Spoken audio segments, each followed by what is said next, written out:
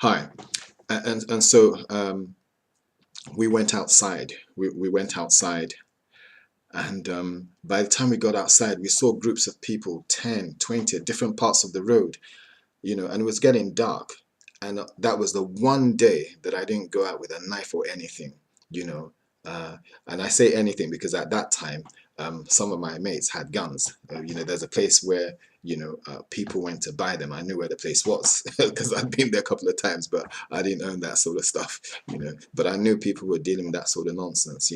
And we went outside, and suddenly, a group of guys came up to us and they said that, they wanted what we had, and you know, we couldn't really offer any. I mean, we tried to resist and all that, but ultimately, man, we were going to be slaughtered there if we didn't give up. So we had to give it up.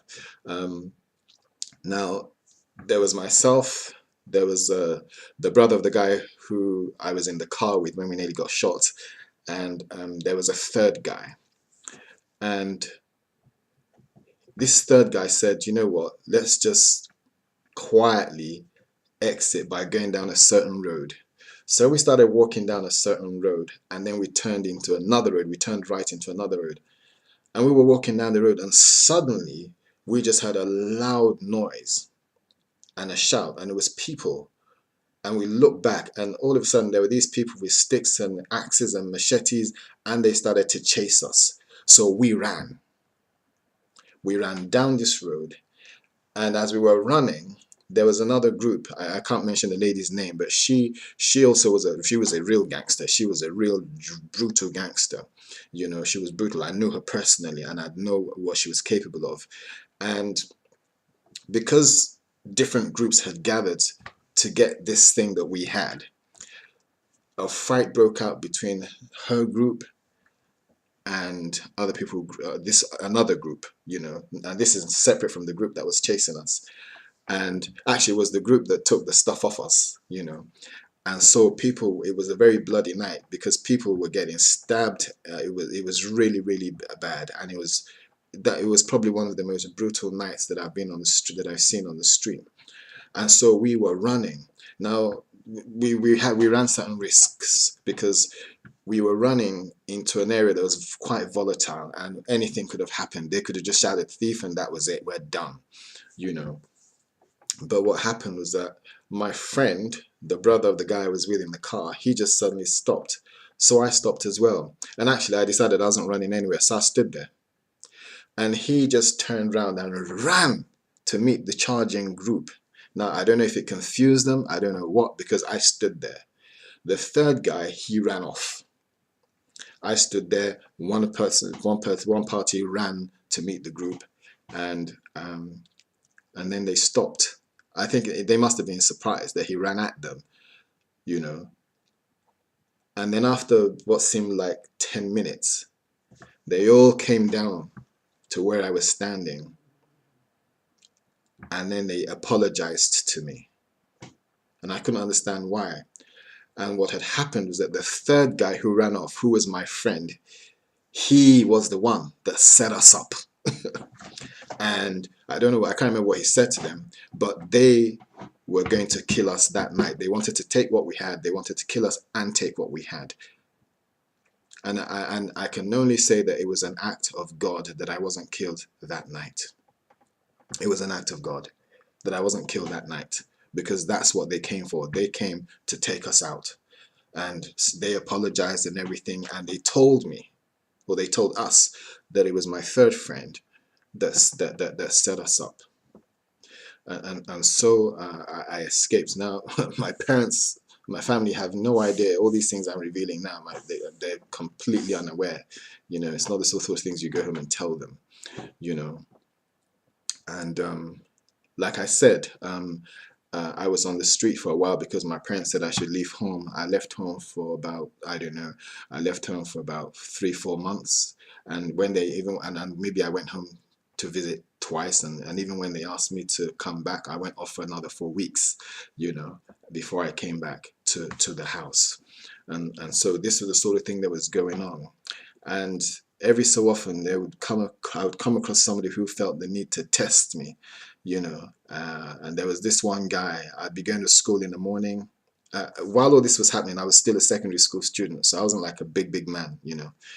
Um, while this was going on in the morning, um, sorry, while this was going on, you know, I was going to school in the morning, and this one guy, I'd never met him before, but he was new to the school and everything, and he'd say to me, he'd see me on the road and says, "Yeah, I've heard about you. I've heard about your some of your exploits, and I'm gonna, you know, but one day I'm gonna come up against you." And I never answered the man a word. And every time he saw me, he'd say that to me. So one day, probably about a year later, I hadn't seen the guy for some time. I had an exam and I went to study in a particular institution's library. I wasn't in the library, I just used their classroom, one of their class lecture theatres. And it was a Saturday. Now, in that neighborhood, I knew people, you know. Um, so I'm sitting there at the back, right at the back of the class. I was reading, and there are about 3 or 4 people in the class with me. And suddenly, somebody just says, "Aha, I've got you." And the man pulls out a gun. And it turns out that it's this guy who used to threaten me some time back. And he says, he said he told me, you know, I told you I was going to get you, da da da da da. Of course, the people in the front, they just fled. So it was me and it was him. And to be quite honest, I was ready I was very calm. I didn't know what was going to happen or not going to happen, but I was so calm. I was like, yeah, whatever. So he was talking. I didn't say one word. My saving grace was, uh, I don't know if it's still the same now, but in my day, when people want to fight, they talk a lot. You know, they feel they need to flex, you know, lyrically, and to wax a lot of lyrics and boast and everything and all of that sort of nonsense before the fight commences. So he was talking. The guys who fled had gone and told people there's a guy gun, he's gonna get shot, that. So again, in that area, every area has its hoodlums, you know, area boys. You call them area boys, but they, you know, gangsters, and they have their boss, you know. And in those days we call them alagbaras and power men or whatever they're called, you know. But this particular time, you know, and so a group of people came. Now I'm sitting in the class, he's standing in the doorway, and then I heard some noise outside and voices, you know. And of course people are kind of keeping a bit of a distance because this man is holding a gun in his hand, you know. And the and then in the whole discourse, you know, he's telling them, I'm one guy who fumbled and da da da da. He's, you know, he's gonna deal with him and all of that. And one particular guy pops his head under the arm. The guy has his hand in the doorway, and one guy pops his head under the arm of this guy and looks in and sees me, and he says, "Ah, this guy, ah." And then it's like, you know, no, no, no, no, no, no, no. And then obviously there was a bit of pushing and shoving, and other guys came and looked and they saw it was me. And they said, no way is this going to happen. And the guy, of course, the guy held the gun. So they were a bit, you know, they were a bit cautious. But they said to the guy, they said, we're not asking you not to kill him, but if you shoot this guy, you will die today. You know, we will kill you here today. And I don't think he was ready for that. And there was a bit of a, you know, so I don't know if he left or they took the gun from him. Anyway, whilst he was still there and everything was going on, a few guys came into the class. They took me, led me out, put me in a cab and sent me home. Now, the reason why that happened is that in that neighborhood, and I didn't even know that was going to be the outcome. And I didn't even know that these guys knew me. What had happened is that some time before, I had a friend that lived across the road from this school. And this friend of mine had a neighbor. Now, this friend of mine is female, and the neighbor is female. And this female neighbor had a brother. They were living with their granny. This brother and I were not friends. We never spoke. But because, you know, we met in certain arenas, so he knew who I was, I knew who he was, and, you know, we would look at each other, but we were not pals or anything. But there was a situation, and he was caught up in something, and some people were going to ambush him at a particular event, and they were going to do him. And they were going to, do him. I don't want to say anything else.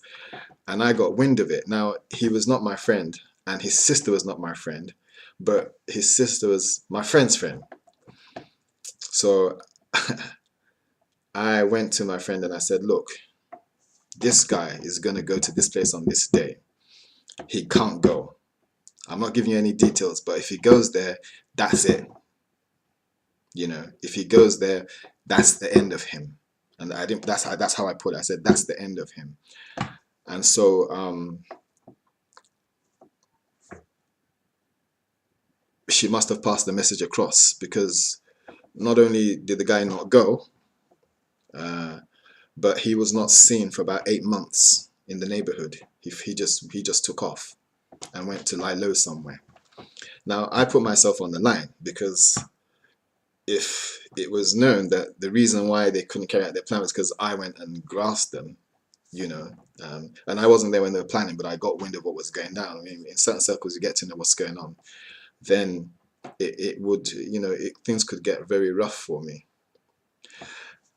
So he had told these people. Now, these people knew me. I didn't really know them, but they knew me, and they knew me visually. So that's why when the guy came in and saw it was me, and so because he was one of their guys and one of their neighborhood boys and one of their crew, they were not having it.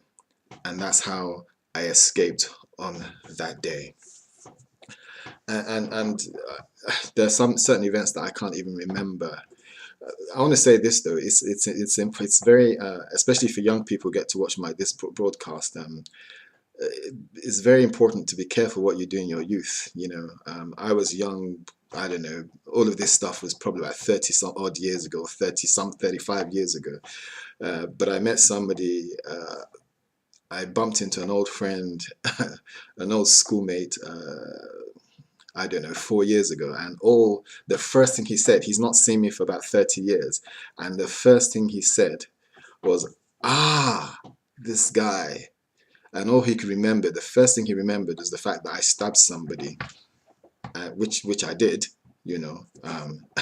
and he was telling me a story, and the people I with were people I went to church with, so they were quite shocked to hear all of this stuff coming out, because the guy was drunk, he'd been drinking, and he was just coming out with stories, and oh my days, it was terrible, and all I could say is that, God is merciful.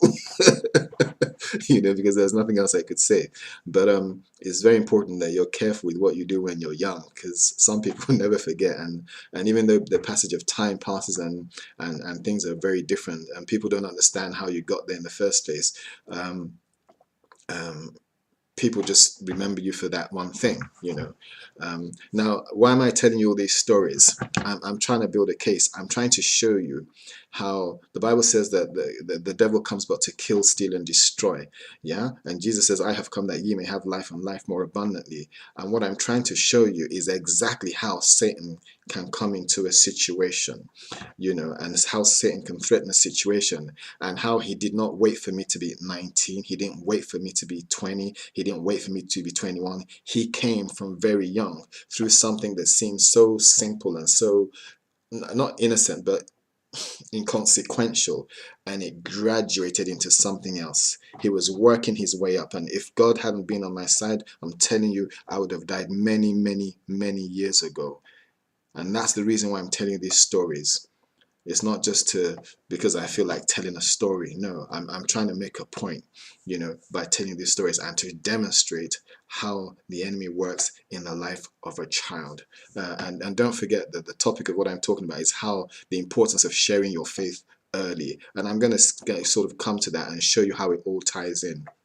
And so things began to get very rough out there. I got caught up in a lot of situations. I think I chopped off somebody's finger and they had to reattach it. I became quite vicious. And I think I was very angry, all the nonsense that had gone on, and I thought, you know what, nobody's going to take liberties with me in this town, And I knew people. I knew some hardcore people. They would even ask me, is anybody troubling you? And if people were troubling me, I'd say no, because I knew that if I said yes, I knew what it meant. So I knew what people were capable of. I met some really hardcore people. I'm telling you, students by day and vicious people by night. So anyway, my 15 minutes is up, and I'll continue in the next broadcast.